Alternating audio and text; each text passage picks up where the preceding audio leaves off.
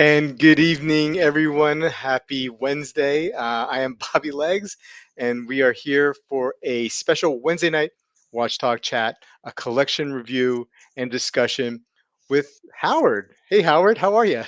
Fine, thank you. Good evening. Thank you for joining me tonight and joining the rest of the chat.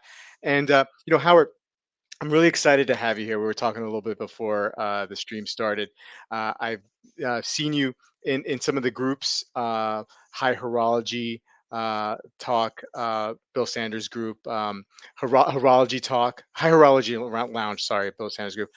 Some of the German watch group on Facebook, and you always have something great to say. You're very knowledgeable, and I love reading your posts. There's certain it's very they're very eloquent and very educational. So I was excited when you said yes to come on tonight and do this with me. What quickly, what watch are you wearing? What do you have on wristlet? I'm wearing, I don't know if you can see it, a Habring 2 Felix. Yeah, yeah, for sure. Yeah. It's hard to see.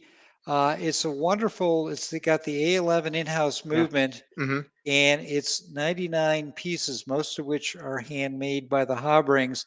And it's a very light watch, but it's very accurate, and it's a Yeah. fun watch to wear. And it's got a beautiful display back. Right, I should Hmm. probably, I don't know if Well, it's going to show up on the camera, but it's well, got we a have an image of it, right? You okay, gave us yeah, one, but so we will see it's it. really it's really a fun piece, and the Habring narrative is so heartwarming. It's Yeah. like Jimmy Stewart and Donna Reed from It's a Wonderful Life, become watchmakers and set up their own brand in It, Bedford Falls.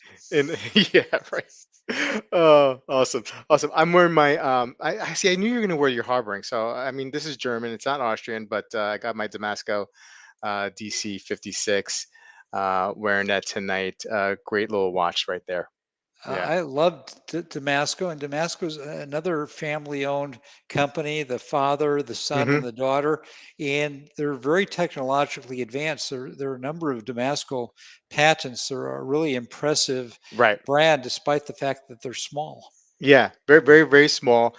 I like what they're doing, right? I mean, you mentioned it. They've got some stuff in the works. They have a new in-house movement, well, an in-house manufacturing movement. Um, I have to tell you though, um, so I like what they're doing, but give me their regular ETA movements on their stuff. I go with Damasco because I like their ice hardened case. I love the design and look of what they're going for. Oh, similar to Zen, I don't need any kind of like serious, crazy advancements with the movement. I love all the other stuff that come with it, and but I like the fact that Damasco is trying. That makes me confident in the brand. Yeah, it's one of those things where when you're, and I'm a fairly new watch collector. I think I've only been collecting watches for 4 or 5 years. Mm, So you start with, oh, I've got to have an in-house movement. And then if you've owned watches long enough and you hmm. send your in-house movement Yeah, to like Parmigiani to just be serviced, and you get a bill for $1,500, yeah. you reevaluate and say, do I really need an in-house movement? Right, right.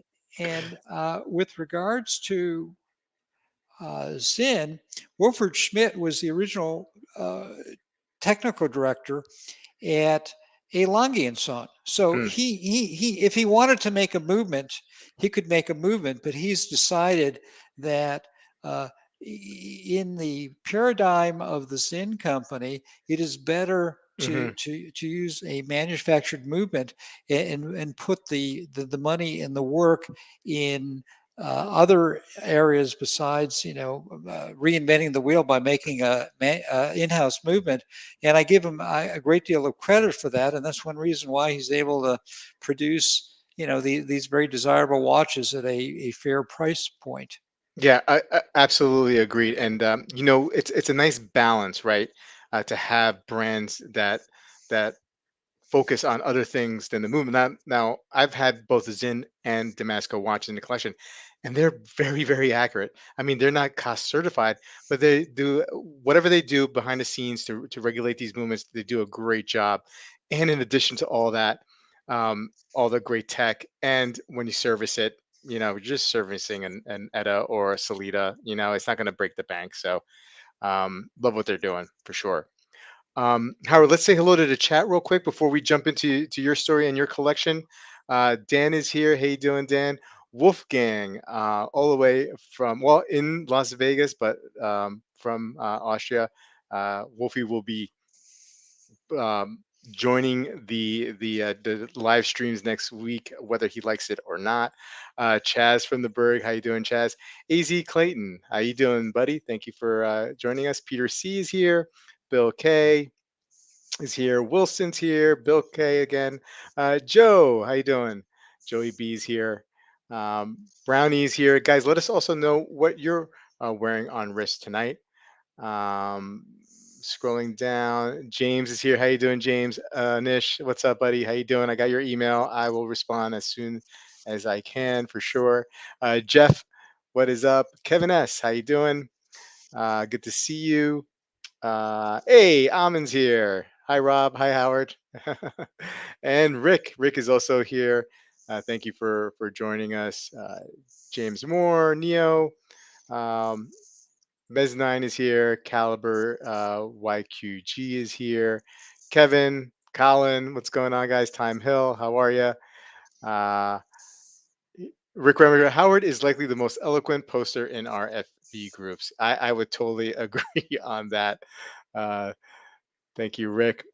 Um, Ken is here from Pittsburgh. How you doing, Ken? So let's get started. We'll go back to the chat shortly. Howard, tell us a little bit about yourself, whatever you feel comfortable with, and let us know how you got into watch collecting. Well, I have lived in Arizona since I was about 17. I went to college here. I went to law school here. I tried to escape a few times and went to live in New York and decided I liked being able to sit by the pool in December. Um, and basically, have never really thought about watches very much until about 4 or 5 years ago when I realized I had been wearing the same Rolex Oyster Perpetual Datejust from 1978 until about, let's say, 2016, with virtually no other watch in my possession. And I said, this is kind of boring wearing the same watch. So I just was looking to find another watch to wear. I bought a Tudor. I didn't like it, but I enjoyed the process of looking and searching. And then my next watch was the Habring 2 that I was wearing today. I became aware of Martin Pulley in Philadelphia. Yeah. Hmm. I called him up on the phone and we talked. And uh, I don't know, the next day or two, I had a box came to my office with a Habring 2, and I fell in love with it. And that is the Rolex, which I've had overhauled and still works magnificently.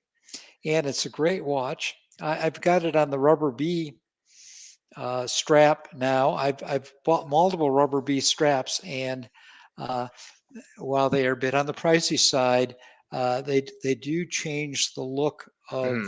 the Rolexes, and it's still a great watch. I bought it when I was, I think, 25 with my first bonus from work. Nice.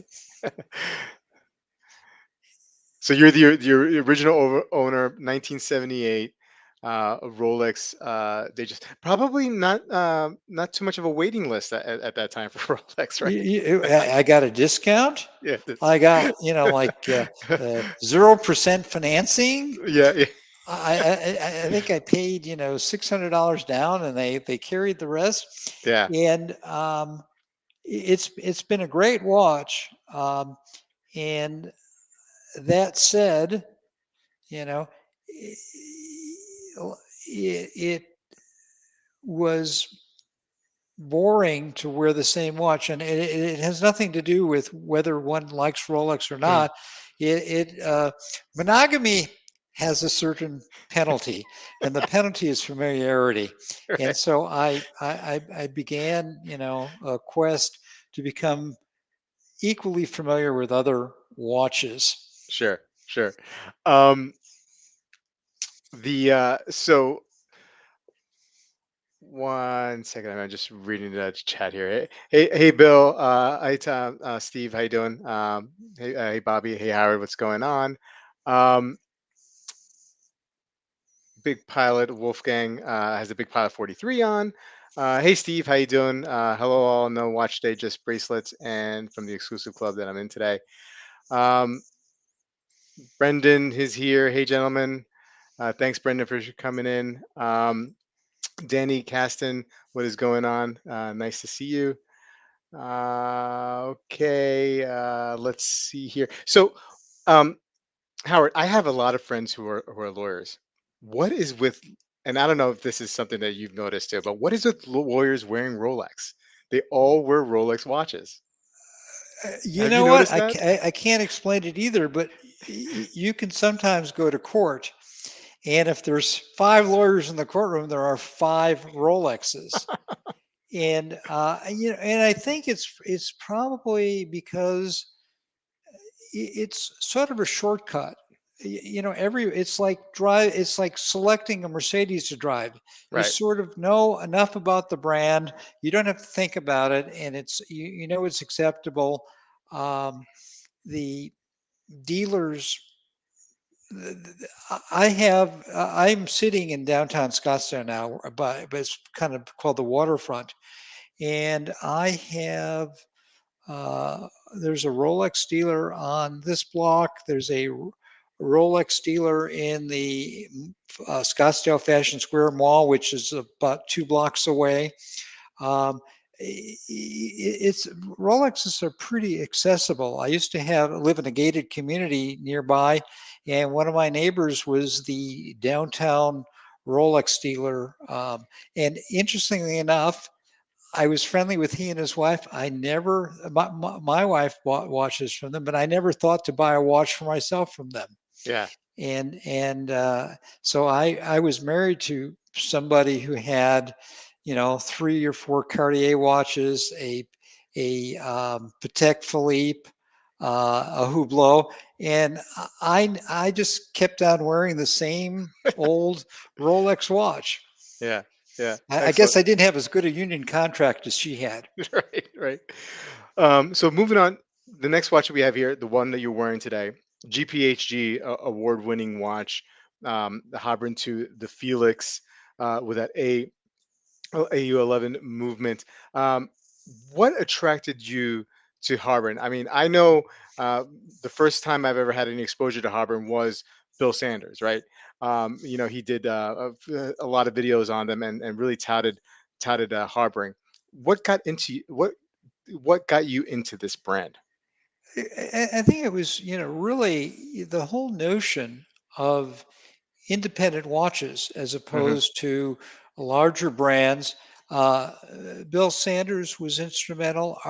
There's somebody that you and I talked about before, Arthur Leyenberger, who's in some of the same groups that some people on this uh, show have been involved with.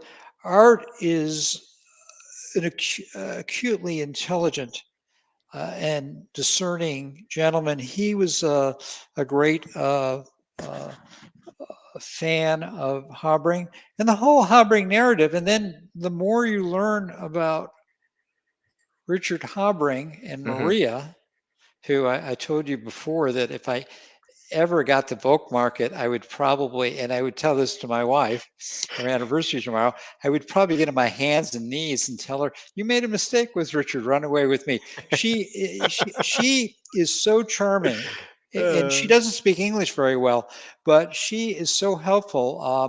I had a need for a crystal because I dropped this watch from a height, and She sent one out to me. She didn't Wow. ask for any compensation. She said, if we can do anything for it, if your watchmaker can't handle it, Martin Pulley, who I bought it from in Hmm. Philadelphia, he's got a really fine watchmaker who's very conversant with our things.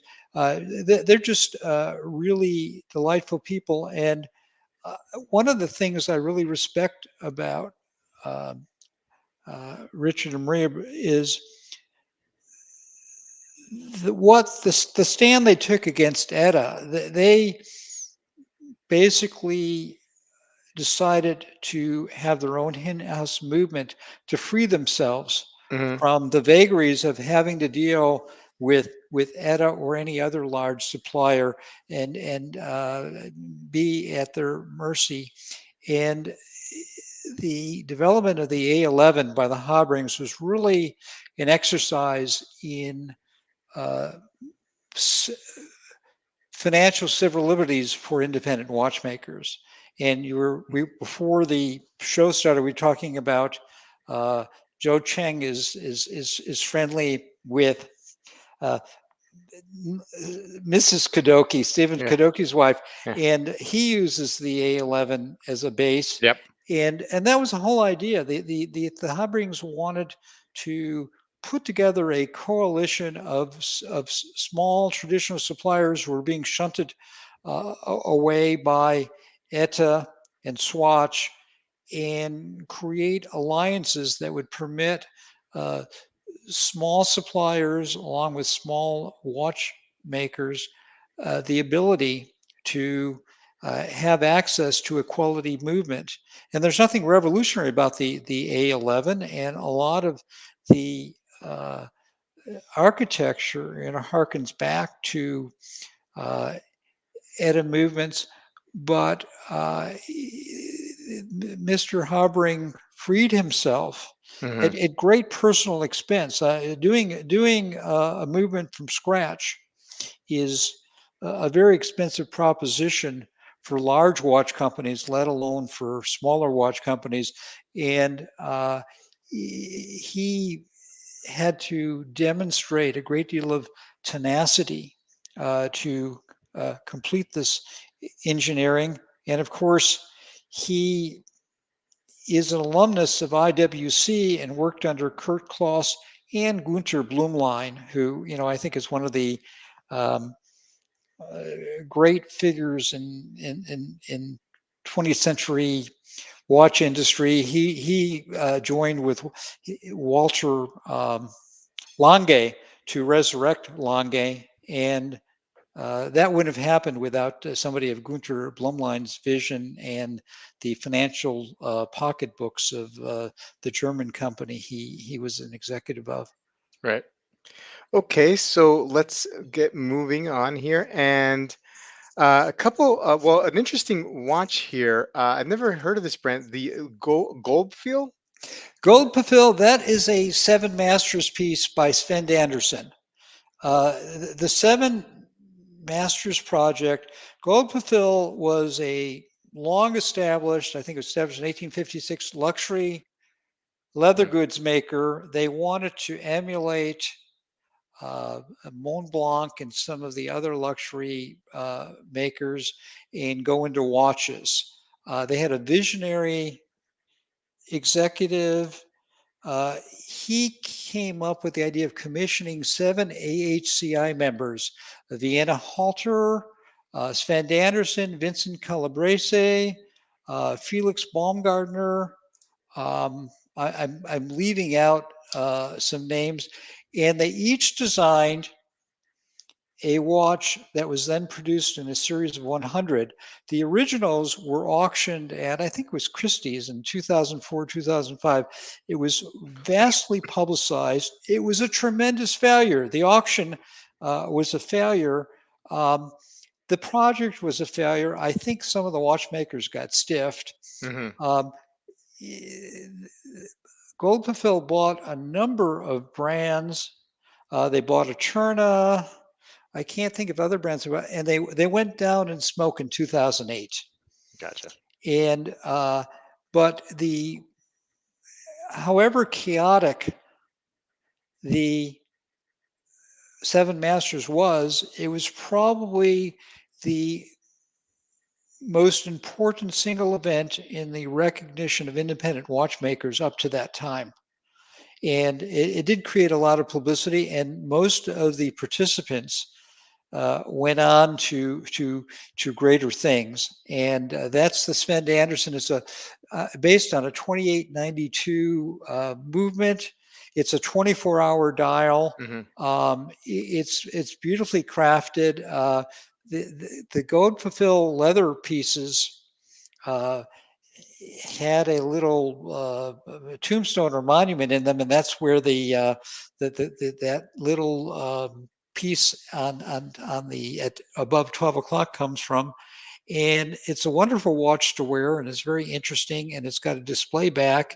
And Sven Anderson is one of the great watchmakers of our era, and so I treasure it greatly. And anytime you can find a Seven Masters, there's sometimes available. They're well worth looking at because they represent, one of the watershed marks in the development of independent watchmaking.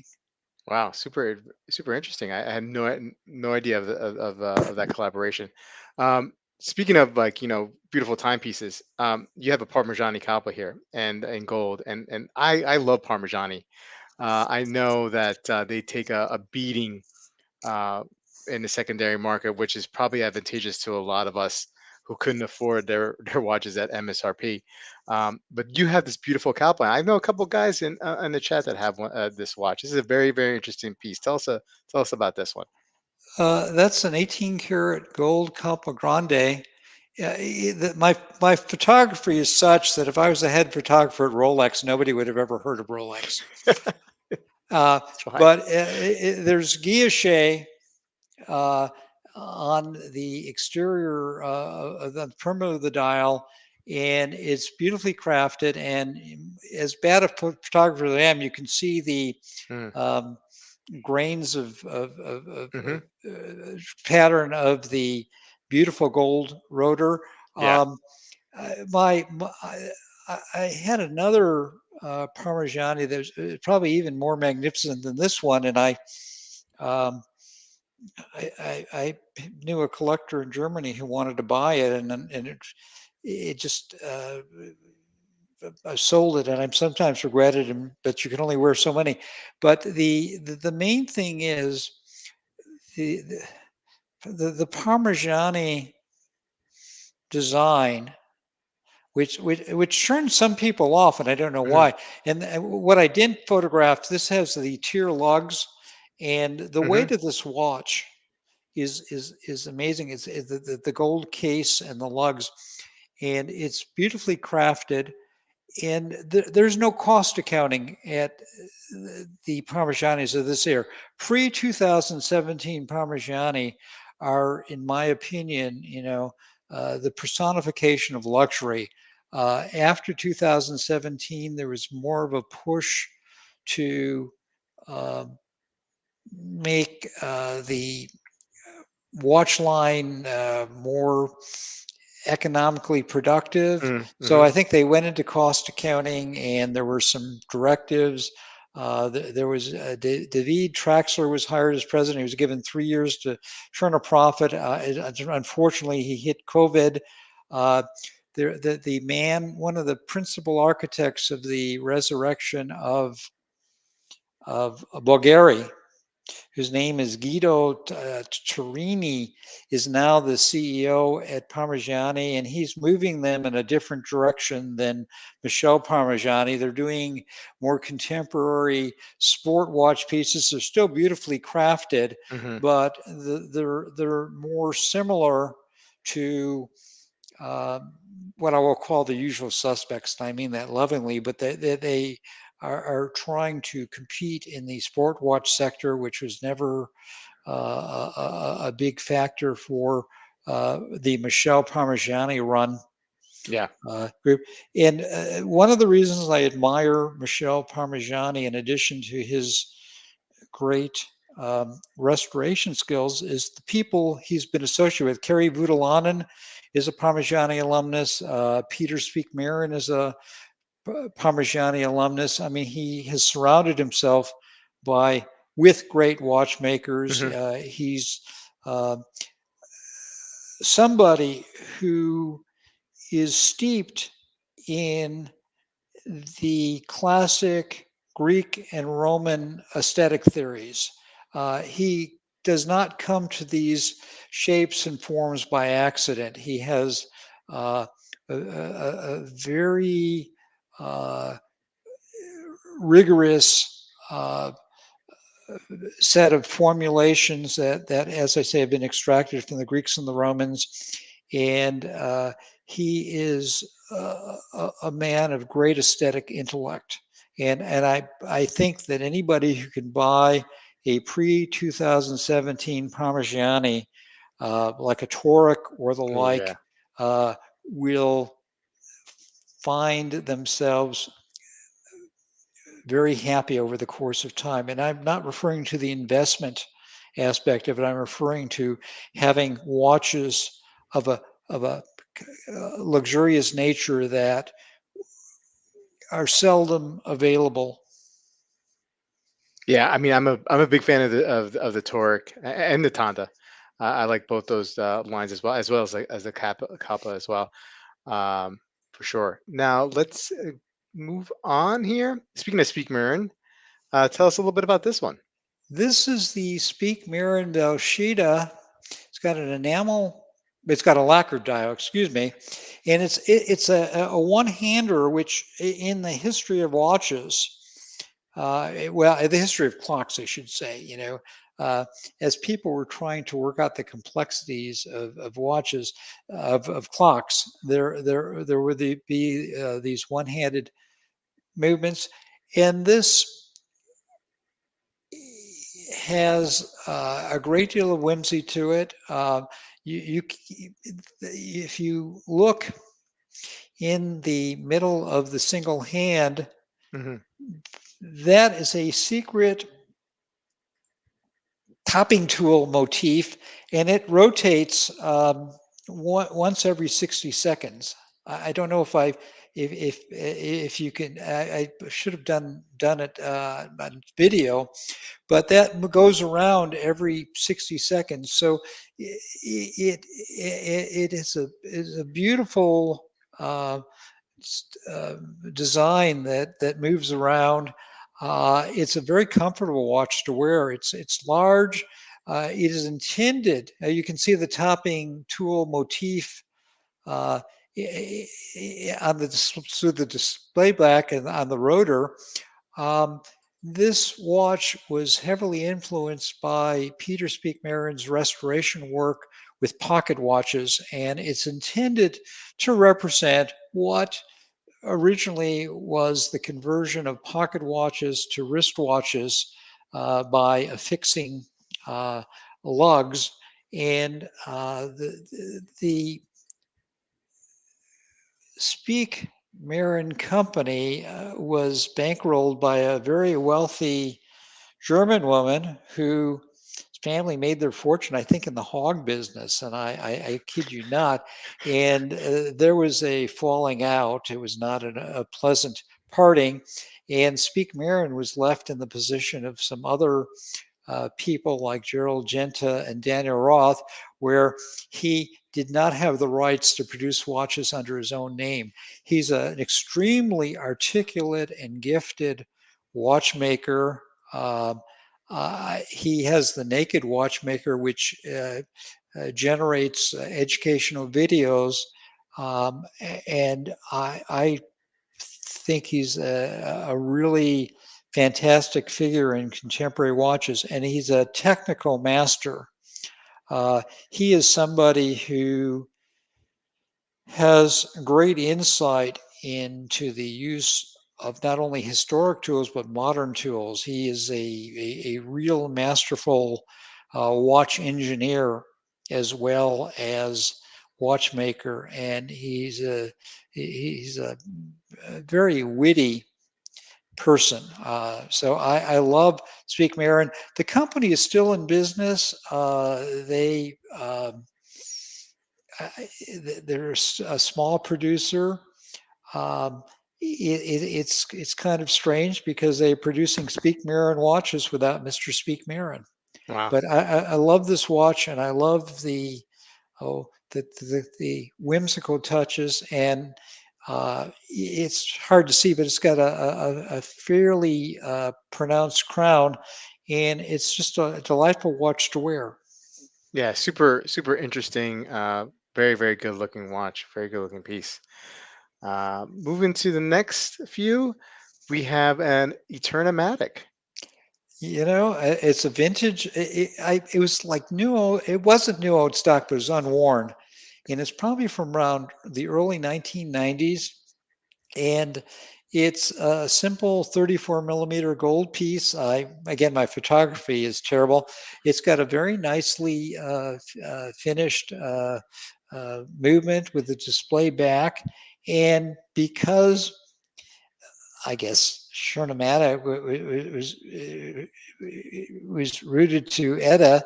It almost has an in-house movement, and Eternomatic is one of those companies. They're probably best known for the Kontiki dive watches, Hmm. but they were. It's kind of like GM. They were like an Oldsmobile type of watch producer, not high end, but just very competent, middle of the road watches. And unfortunately, they were purchased by Porsche, by the Porsche Design Studio, not Porsche the car Right. company. In 1994, IWC had been doing their watches, and they, I guess, wanted to kind of have a more primary involvement, and that was a disaster. And then a Tournamatic got sold to I think it's called City Champ, a Hong Kong conglomerate in about 2008. A lot of change happened in 2008 because of bad economic times. And Tournamatic are still produced as far as I know, but they're a former shadow of themselves. This is a very accurate watch. It feels very nice on the wrist. That is the original strap, and it's almost brand new. And Wow. I enjoy wearing it. I got to tell you, so after seeing the way you've set this up, I don't know if you meant to set this up by sending me the pictures in a certain order, but when I see the Panerai here, I'm like, what? This totally is something that is just out of the left field here with your collection so far that we've seen, and I love it. I mean, I as an owner of a Panerai, um, I like seeing other people having it in their collection. So how did you come around to Panerai?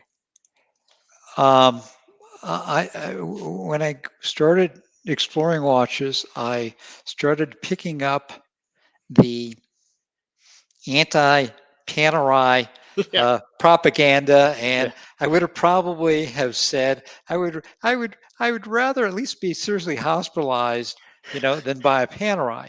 And then I live in the Phoenix area, and Scottsdale has one of the premier Panerai dealers. It's called Oliver Smith Jewelers. They have uh, all the Richemont brands. They have a huge selection of A Longays, and they have the Panerai Boutique in Aspen, Colorado, and they have a watch repair. No, he's not a watch. He's a jewelry repair person, Michael Farnsworth.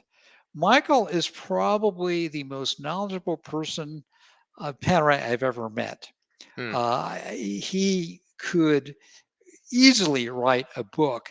And Oliver Smith, who's the principal of this company, he's not really he's not a watch person per se. He has watch persons, but he's more in the fine jewelry and diamonds. But he loves Panerai, so they have always had all these great historic Panerais. I mean, the ones from the 40s that were auction quality. So I started going in there because I've done business with them, and I kept on looking at the Panerais, and I for some reason or other, this one has a brown tobacco dial. It's a 2016 reference.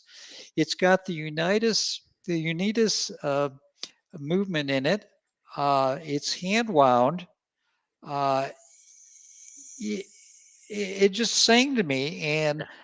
I resisted buying it. And then I went in, and George Reed, who is their watch manager, is a big Panerai fan. And so we were talking, and he said, look, I know you like in-house movements, but I'm going to tell you something. Panerai historically never featured in-house movements. You'll be able to get this watch fixed anywhere Mhm. you like the way it's. Mhm. Try it. If you don't like it, you can bring it back. So I bought it, and it's like when I was a kid growing up, hush puppies were the most comfortable shoes before track shoes and things like that. Yeah. And it is the hush push puppy of watches. It's 44 millimeter, but it's Yeah. extremely comfortable. Yeah. It's very durable. It's the kind of watch I've taken with me on. I usually change watches every day, but on vacation, I like to bring one watch so I don't have to mess around with losing the other watch. And I've taken it with me, like to Italy, to the beach for 2 weeks, and it's superb. I love changing straps. I am probably more fond of straps than I am of watches. And of course, that's the great beauty of Panerai. It's Mhm. boys were precluded from playing with with Ken and Barbie dolls, but we can do it with Panerai and watch straps. And I have a lot of straps where I like changing them. Yeah, I too love changing straps on the Panerai. I have more straps for that watch than any other watch in my collection. There's something about it. It just goes well with anything. And I got leather, I got canvas, I got what have you. So much fun. Great watch. I too have taken this watch as a travel watch, and it's just it's just a great looking watch, and it travels well. No complaints. This, Um, yeah, that's my wife's favorite watch, yeah. and I have always been aware of the fact that people criticize, for example, Hublot. Hmm. And I bought my wife a Hublot, and a Krakow Hublot in about 1980 or 81 when they were really revolutionary. They came out with rubber straps and precious metal. And so I have the memory of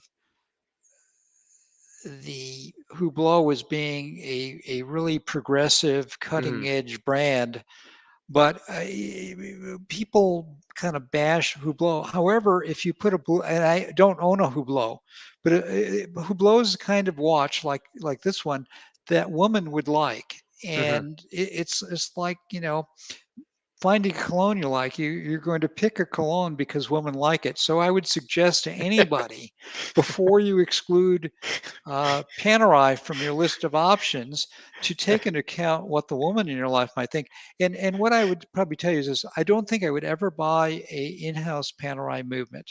They have they are one of the companies that keep parts away from independent watchmakers. Hmm. You have to send it to their service, and I find that appalling. More and more companies do that, but that really undercuts the beauty of having a Panerai with a manufactured movement that you can get serviced anywhere Yeah. because it's a United 64, 97, or 98.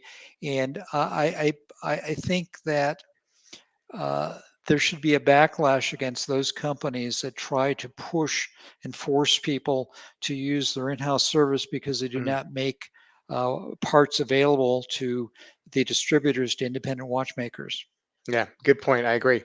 Uh, moving along, we got some chronos here. Got an Omega Mark II. Tell us about this one before we move on to the other ones.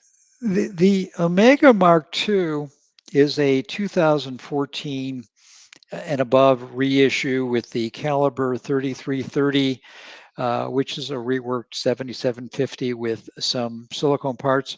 Um, uh, I had a Ploprof 1200M, which as far as being a collector's watch is just a great piece. Um, However, when all is said and done, it's a bit unwieldy Mm, to wear. And I understand that Robert Brower, who is the founder of Fratello watches, you know, purports to wear his 1200M every day, and I believe he does.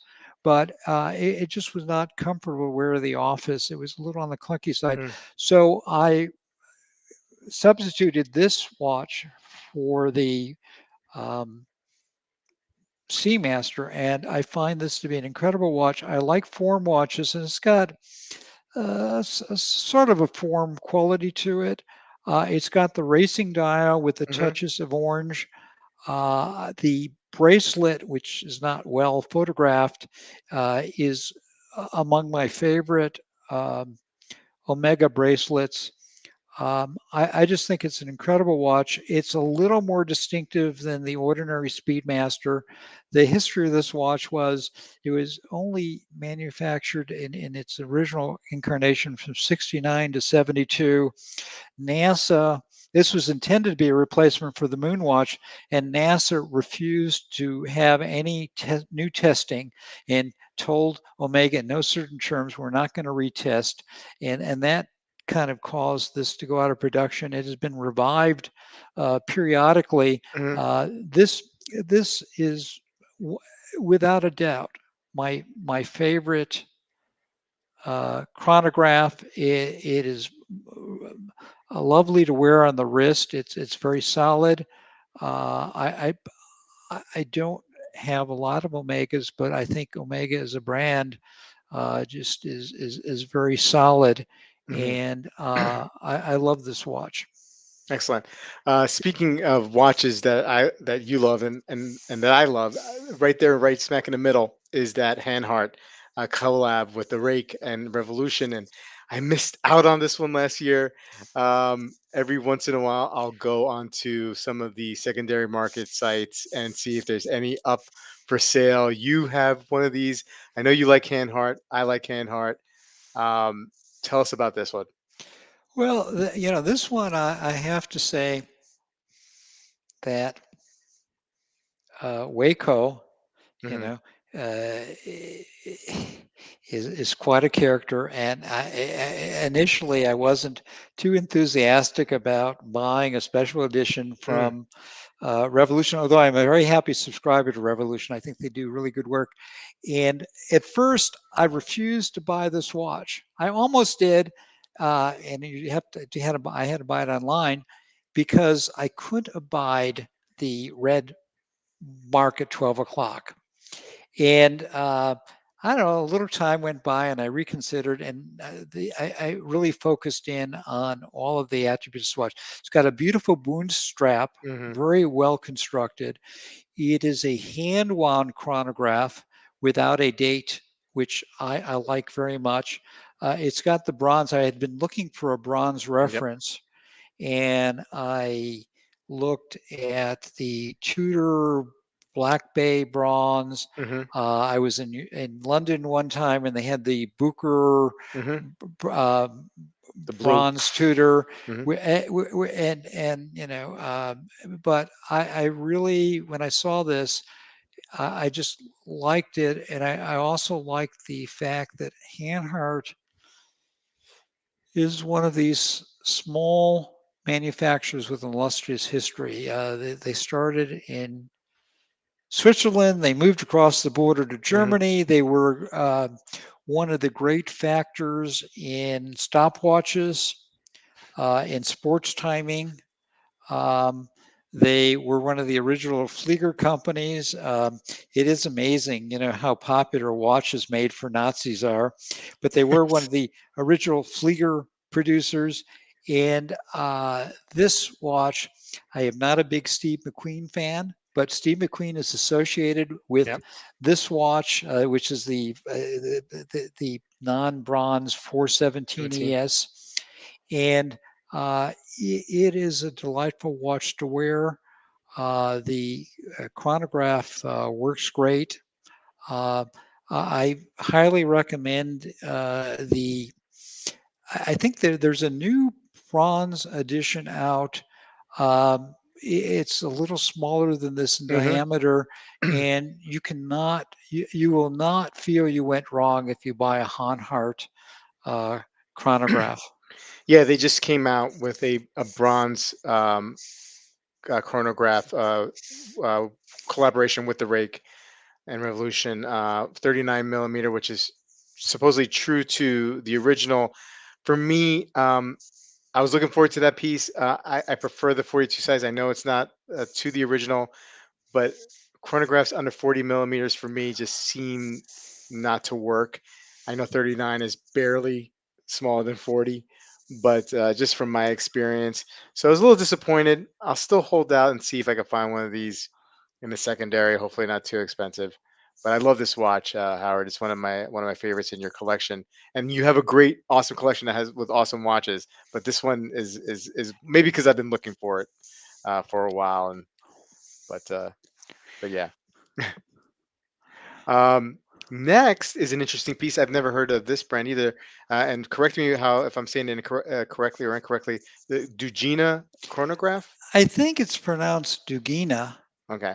This Dugina was a cooperative between Fortis, BWC, and one other company. Senility is setting in, but a long-lived coalition of Swiss watchmakers. Hmm. From it was in existence from about 1918 to sometime in the 1970s. And the name Dugina was forced upon them. Apparently, all these companies were selling to the Allies and Allied countries in World War II. And the Allies said, you know, you can't be using the name you're selling us watches on watches you're selling to Germany. So the Dugina is an acronym for a very complicated German name for the Cooperative Association. And the interesting thing about and Dugina was a glamour brand in Germany during the economic miracle of the 1970s. This they had 2,000 points of sale. Dugina was the premier or one of the premier brands, marketed in Germany. And the interesting thing about this, they call these poor boy Hoyers. This Hmm. watch, which was made in November of 1973, because it's engraved on the case back, um, was assembled by the Hoyer factory. I think it uses a 7733 or 7734. And Hoyer, because of the quartz crisis and the financial stress, turned itself into a job shop for other brands. They produced these Duginas. They produced, believe it or not, the same chronographs that they were selling under the Hoyer trade name for Sears. There was a name for it. I can't think of the name. It was kind of a quirky name. And I always wanted a Hoyer. They became expensive. And the beauty of this watch, in addition to the solidness of the construction by the Hoyer factory, is it's hard to see. That is kind of a dark blue center dial with black around the perimeter, and the white is a reverse panda with the white subdials, and it's got these stunning yellow accents. And I I didn't really hear about the brand either, and I was reading one of the better watch books about. And my library is 100 miles away, so I can't recall the name. But it was about kind of interesting brands, and I'd never heard of Dugina. And I started looking online, and within about 24 hours, I found a new this is new old stock. This was produced in '73. It was in a box. It had the original. They were Wow. handwritten tags, and so I was able to buy it.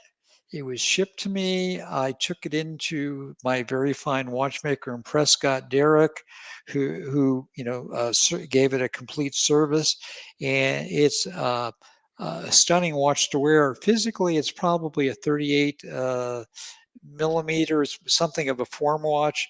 It's very easy to wear. Um, Amin Sabet and I both like the Veblenist straps in Chicago. So even though it had the original unworn strap on it, I Howard at Veblenist is my strap maker of choice, and I had him send me a strap, and it's a rally strap, which is not you can't see in the photograph, and it just is a fun watch to wear. The watch works, the chronograph works really well. Um, I am tickled by the color palette. People, it's one of those watches that people who aren't even watch people ask me, "What are you wearing?" Yeah, it's definitely a cool watch. 1973 birth year watch, maybe for me. I might be, you may have convinced me to go with a vintage, smaller chronograph here. It's beautiful. Uh, yeah, it's a really interesting brand, and it has a very good pedigree. It's one of those. A lot of times, the ostensible brand that you've never heard of is really a better known brand, and you're getting the bonus. And this watch cost a fraction of what a Hoyer Yeah, labeled watch would have cost. amazing, amazing. Okay, moving quite along. Now we get to some Grand Seikos. I am a Grand Seiko fan, although I like black dialed Grand Seikos. Hmm. And that's a Grand Seiko dive watch with the spring drive. It's one of my favorite watches. It's the only watch I have other than the Rolex, which is that has a metal strap, and I wear it on that metal strap or metal bracelet. Uh, it's amazing to me that Seiko is a giant in the world of dive watches, and yet Grand Seiko has not really had much in the way of hits in dive watches. Although I love this dearly. I love the spring drive horology. I think that the narrative about spring drive is one of the great stories in modern watch development and manufacturing. They spent 20 years, 200 patents. Uh, any reasonable hypothetical Swiss or American company would have cut their losses, and Seiko just kept on going. Yeah, And it is beautifully finished. It's very plain. There's nothing fancy about it. The solidity of the watch is just amazing. The bezel is ceramic. It has a very nice click. Uh, the watch is thick, which is some people think is a criticism. I don't. I like the weight. If after a Ploprof, this is like featherweight, yeah, and it's 44.2 millimeters. It's got incredible lume. It's Lumabrite is the material, and uh, it it is a watch that if I just had to live with one watch, it would be easy to live with this one watch. excellent. And then you go from spring drive to a 9F quartz. A 9F quartz, yes. I've had a 9F quartz before. It was on a metal bracelet. Hmm. I didn't. I'm not a big bracelet person ordinarily, and so I sold it. Um, Along with a couple other brand Seikos that had some fairly fancy dials. But as I said, I gravitated to the simplicity of black dials. This one is, again, the photography. Have it temporarily parked on that strap. It came on a very thick textile strap with a deployant. Um, it was bulky. I have a strap that probably is waiting for me at home in Prescott from Howard at the Veblenist to replace this one on. It's just a temporary strap. I got this watch from Japan. I find that some of the Japanese dealers are really good to work with. Hmm. Um, what you can't see is the yellow accents. The seconds hand is yellow, and the markers are yellow. The OEM strap is textile. It has yellow stitching. It's a little bit much for my taste, so I'm getting a black leather strap. Uh, it has a real. I normally never mess with calendars. I'm not, but I find that the quick set on this on the calendar for this watch is really easy. And of course, Hmm. because it's quartz, unlike my other watches that are automatics that run down, it always stays with the date current. It's a watch that I use for traveling. It's discreet. Uh, Hmm. we've got a trip planned to Morocco. I didn't want to walk through Morocco with too ostentatious a watch, and I'll Yeah. probably just take this. Great finishing on Grand Seiko, right? I love it. If you're going to Morocco, I've been to Morocco. I wore my Pam. You'll be safe with the Pam too. Yeah. Uh, well, my wife's stuff, but the interesting. This is the SBGV 243. It has some of the attributes of a sport watch. It's a pretty Hmm. chunky. Hmm. It's a pretty chunky case. Uh, there is the SBGV 245, which is unobtainable. That's the one they call it the gray ghost. It's kind of a grayish metallic Hmm. dial. That's the one I wanted at first. And then I started assessing, what colors I like. And I realized I like black. So I decided to get, and the watches are identical except for Yeah. the color of the dial and the yellow accents. And so I actually went from being disappointed that I couldn't get the 245 to being elated that I could find a 243 in Japan. These 9Fs sometimes can run in short supply. They did a dive watch. I think one of the last Seiko 9F dive watches around the country, and it had a touch of yellow in it, and it's like the 245, it escalated beyond retail as far as Hmm. asking prices.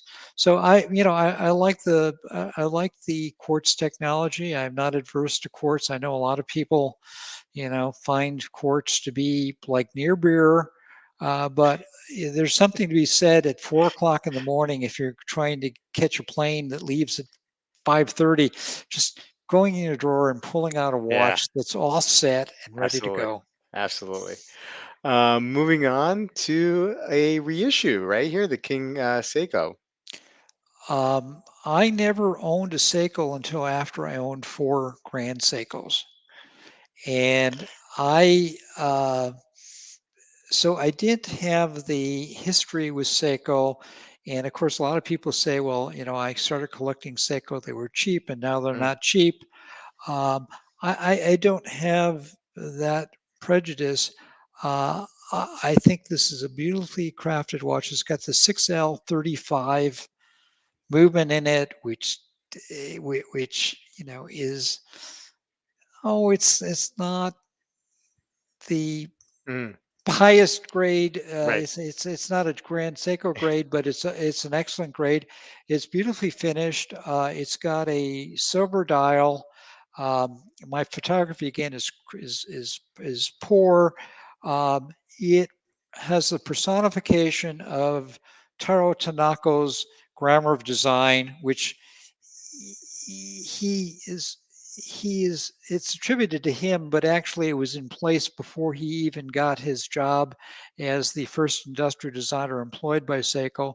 The Soratsu polishing and the indices, which are Mm. not well photographed, are beautiful. The lugs are beautiful. It kind of wraps around the wrist. It's got that beautiful buckle, Hmm. engraved buckle. Yeah. Instead of a display case, it's got uh, that beautiful medallion. I call it medallion back. Um, I Tomorrow is New Year's Eve, and we're going out, and I will probably wear that watch proudly. It is a beautiful watch on, and again, it is one of those watches that if I only was left with one watch, I would be very happy if this is the one. It wears very comfortably, um, and it looks beautiful. And setting aside, horological aspirations of greatness, it is a very fine watch that one could be very proud of owning. Yeah. Uh, Yeah, beautiful, beautiful watch. Love the Delphine hands on these Seikos, and the high polish. Just beautiful, beautifully done. and I like the alligator strap it came with better than the alligator straps they put on the Grand Seikos. Yeah. Oops. Speaking of Seikos, you have a few more. That is an on the left is the SPB 237. That is one of the many Captain Willard Mm, reissues. That's probably the most recent one that I know of. Again, the photography is terrible. That has a vintage gray textured dial mm-hmm, with cream markers or indices, mm-hmm. and it has not one but two braided NATO straps, and it's extremely comfortable. It's not super expensive. It's very well made. Yeah. It's got I think it's the 6R35 movement, so it's got a decent movement, Mm-hmm. and it I do not regard it as being uh, an inferior watch to more expensive divers. I think that it represents a very interesting aesthetic. The dial, which you can't appreciate, is nothing short of fantastic. And I enjoy wearing it. And it's. Some people complain it's too thick. Some people complain they don't like the way the NATO it seats on your wrist with the NATO. You can obviously, kind of put another strap on it. Mm-hmm. I am a great aficionado of Uncle Seiko, who is an Yeah. ordained minister who has developed this line of Seiko oriented straps and bracelets. And to give him a plug, he devotes a great deal of his income from watch straps to charity of all Wow. kind. Yeah. Excellent. Excellent. Yeah. Willard's a good looking reissue for sure. I've had one in for review. Um, Not crazy about the case shape, but that's just me. I'm not really into that kind of like turtle-ish kind of shape, but I see the appeal for many for sure, with the history of the original. Well, and as far as case shape, I mean, going back, everybody is agog over Mm, the Omega Ploprof 600M and 1200M, and this is not quite as pronounced, but mhm, it's dictated in part by utilitarian reasons, mhm. and it's not just a shape that somebody pulled out of the air. And I find that Seiko is a really interesting brand.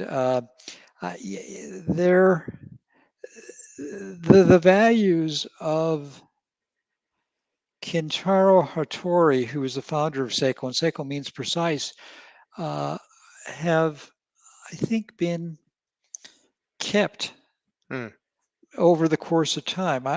There's something to Seiko, this underlying philosophy that he set forth, uh, that I think there's more than just commerce and business, and there's some values there. And of course, the exciting thing about the whole Seiko brand is by 1944 they had one factory left that hadn't been bombed, and 25 years later they are introducing the Astron watch on Christmas Day Mm, of 1969 that launched the quartz crisis, which could also be called the quartz war. And they just plodded along in the post-war period. And Seiko is a great company in Japanese history. They very early on became the largest importers of Swiss watches and clocks into Japan. They moved into their own production. They developed production capability. Mr. Hattori early on made a 6 month trip to Switzerland. He was obsessed with American technique and equipment and imported American techniques and equipment in. Uh, he was aided by Mr. Karawa when they had like 12 employees, who was an engineer who helped, them. They introduced the first wristwatch in Japan that was produced in Japan in 1913, the Laurel. Uh, it is more than just a watch company. It is something of an institution, and I, I for one, am very enthusiastic about Seiko and Seiko history, and I understand that some people have criticisms of the quality of the watches, and people think that if they're made in Malaysia or non-Japanese manufacturing facilities, they're not the same. But I find it uh, offers impressive value in that Seiko Great White Shark that you're looking at with mm, the Uncle Seiko beads of rice bracelet on it is a good example. That was a watch that cost virtually nothing yeah, in compared to fine watches, and it's got a beautiful dial, which is hard to see, um, and it works just fine. And again, if I was told this is the only watch you can wear for the rest of your life, I would be very happy with it. It's a nice piece. It wears well. I've gotten good use out of it, and there's absolutely nothing wrong with it. Is it a Blancpain 50 fathoms? No, but it is a nice piece of watchmaking. yeah, excellent. It's really nice to see, like, people still, like guys like you, like, with beautiful watches in their collection, high horology, can certainly appreciate the history and the importance of Seiko to a lot of us collectors, for sure. Um, okay, so let's move on to some interesting watches here. Memo sale. Yeah, Memelsau. There was this whole um, leisure revolution in Europe. It sort of hit in the 1960s. Mhm, Sailing was really became big internationally. Diving mhm, went from being commercial diving in the 50s to recreational diving in the 60s, and the memo sail uh, is one of the special purpose watches for the starts of sailing regattas. That's a 10-minute timer. It's a 7737 movement, as I recall, and it the memo sail stayed in production, probably from the 1970s into the early 1990s. This was a new old stock one I found. It's a fun watch to wear. It looks great. Um, it's at the watchmaker because I dropped it on a stone floor, and the plexig. Luckily, the watch wasn't damaged, but the plexiglass uh, cover was broken, and uh,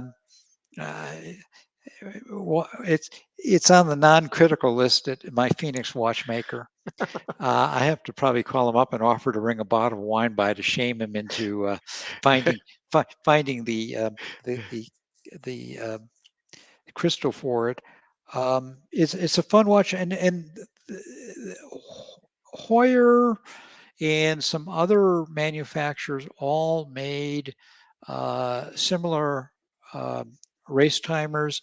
I think there's a movement company, Felka, which made movements that a lot of the people who were making the regatta timers used. I got the idea that Felka would manufacture the watch and then they would put the dial that said Hoyer or whatever company was going to be offering it.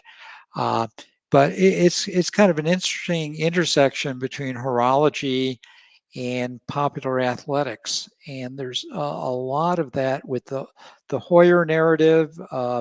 Hoyer was very big in sports timing. In addition to Jack Hoyer, the person who ran the timing efforts was Gerd M. Lang, who later founded Chronoswiss. And before the days of endorsers, uh, Seiko got chosen as the official timekeepers of the Olympics. Hoyer would be involved in those, several other brands also. So it was a big thing to be involved in, say, racing timing and things like that. And Gerd Lang was basically the person who was the technical director to the film Le Mans, the 1972 film, and he's kind of the guy who he was a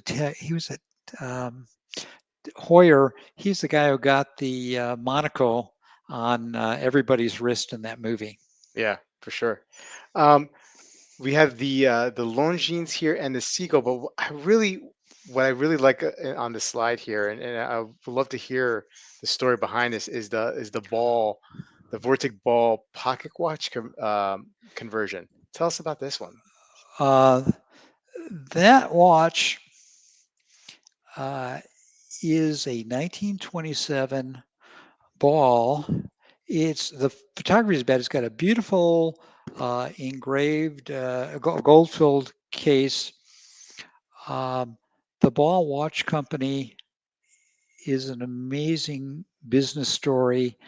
Webb C. Ball was a rural Ohio watchmaker who migrated to Cleveland, which is then a great rail center, and he developed the international standards for railroad timing after there'd been a series of celebrated railroad accidents because railroad workers were having inaccurate, unsynchronized watches. And he was to watchdom what Ray Kroc was to hamburgers. And I mean that respectfully. He never manufactured a watch. He probably is one of the best known person in the world of watch manufacturing who never manufactured a watch. Mm, This watch was actually he would contract with companies like Hamilton, Elgin, Waltham to create watches that then would be labeled as balls. Um, he was in bed with the 5 railroad unions. You had to have an inspection every 2 weeks of the accuracy of your watch. He licensed the inspectors. They had would have signs, official ball inspection agency, and you'd have to have a little record that you had your watch synchronized. So he created all these streams of income, and I think he must have bought a lot of whiskey and perhaps other things for people who ran railroad unions. But he was very dynamic. He died in the 1920s, and he was an executive vice president of. He was the head of his own company, but he's also the executive vice president of Hamilton Watch at the wow, time of his death. interesting. Huh. And the quality of because of the specifications, he imposed quality standards on all of his suppliers. And this photo on the right is the uh, view of the movement, and it's beautifully finished. Um, and the watch is the movement's from 1927, and it is almost as accurate as my hob ring. It's Wow. amazingly accurate, Wow. um, and it.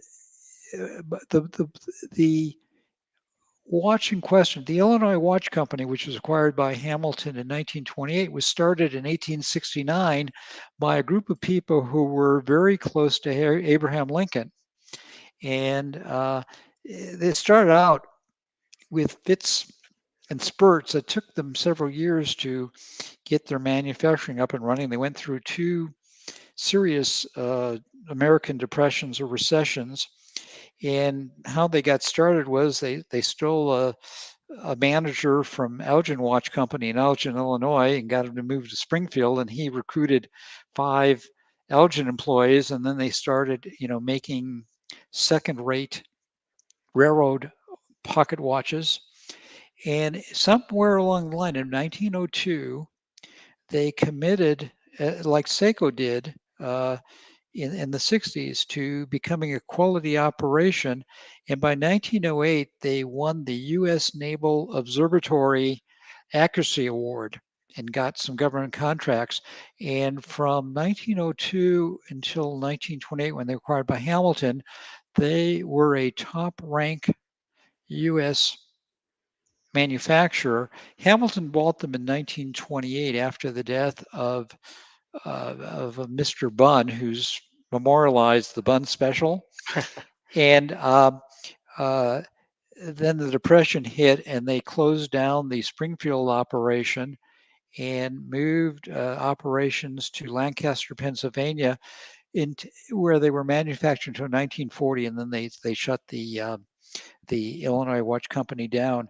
Fred Friedberg, who is a retired in-house counsel for Japanese companies in America, has written a 5-volume history of ball watches, and it is probably one of the great pieces of scholarship in watch brand history.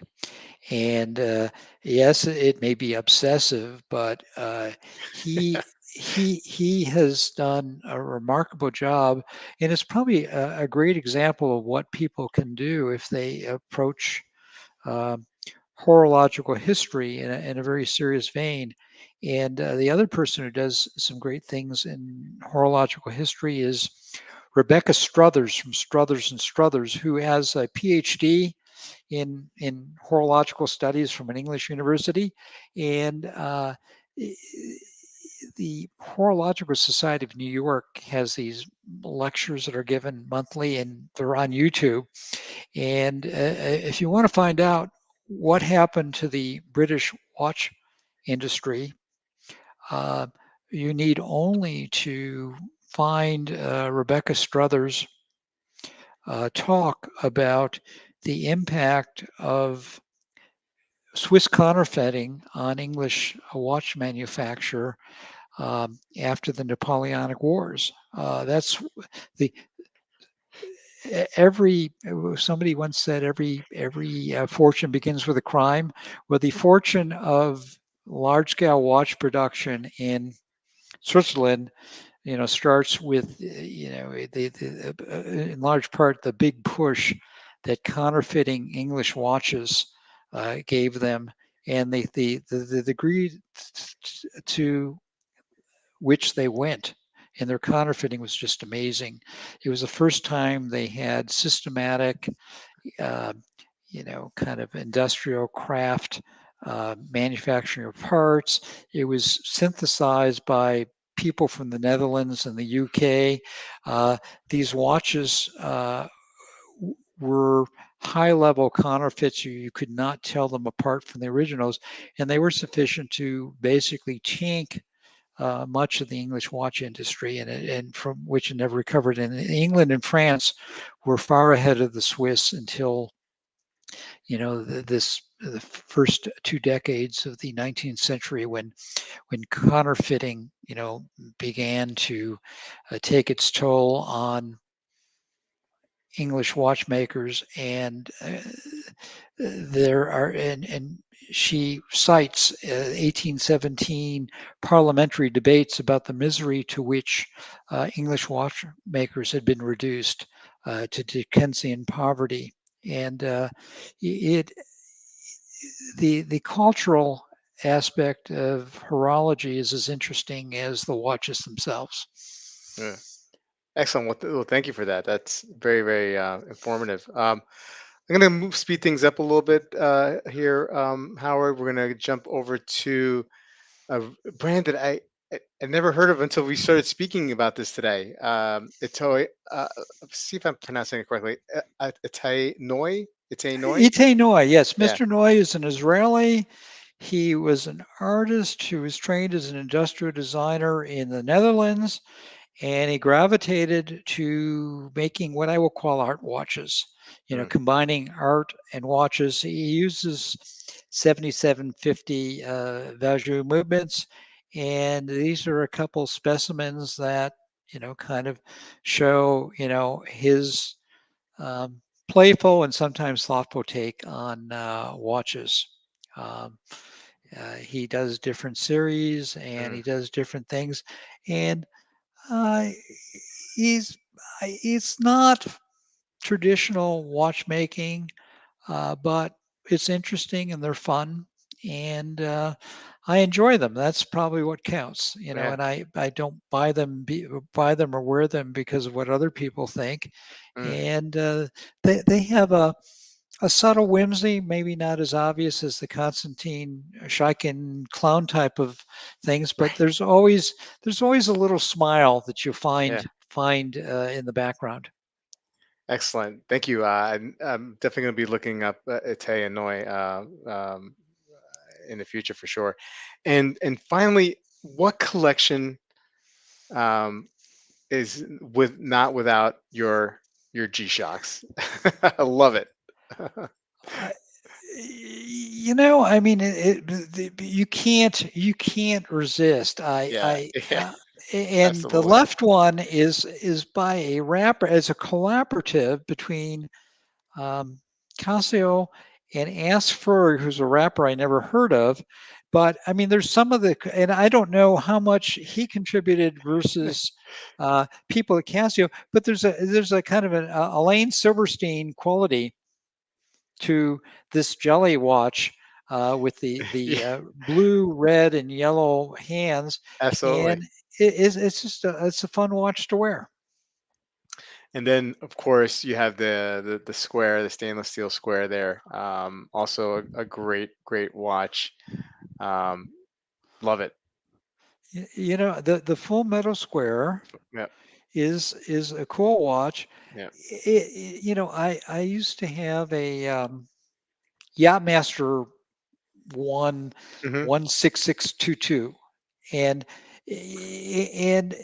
this watch costs a fraction of this, but the solidity of the watch and I'm not going to tell you that the bracelet on this G-Shock is the equal of the Yeah, Yachtmaster one, right. but it's not far off. This is and again, the uh, it is impossible, in my opinion, to fully appreciate G-Shocks without knowing about Kikuo Ibi, the man who invented the G-Shock on his own Hmm. time in 1982, who has remained as the creative director of G-Shock, who's one of the more delightful Buckminster Fuller type of futurists, uh, whose greatest dream is to communicate with extraterrestrials. How can you not love a watch brand that basically is administered by a man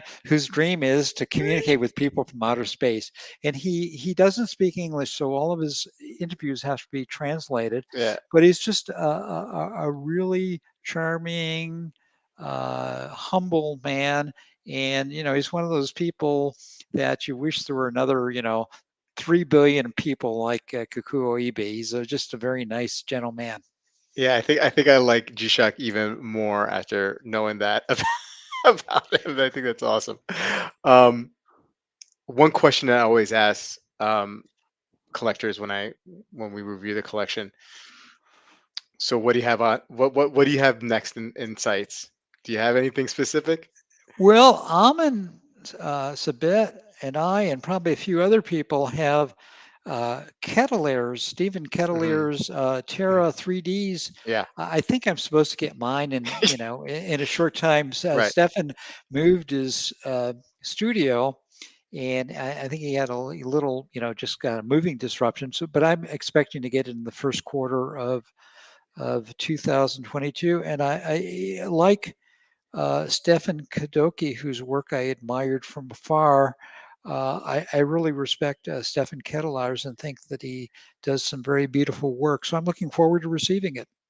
Excellent. Excellent. Well, I hope you get it soon. I know Amin and a couple of guys here on the chat who have orders are really looking forward to theirs really soon. And at the edge of their seats for sure. Howard, thank you so much for sharing your collection. It was awesome. It was educational. I loved listening to your opinions on things and the history that you're able to share with us. It was great.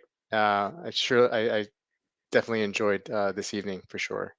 Well, Um, thank you for having me, and give my best to Mrs. Legs, for whom I have this remote crush. I'll let her know that. Yes. And Chet, thank you for sticking around tonight. Really appreciate it. Um, Howard was great. Look forward to hopefully maybe doing an update one of these days with you, Howard, too. So keep that in mind, and we'll see you guys next week. Take care. Bye.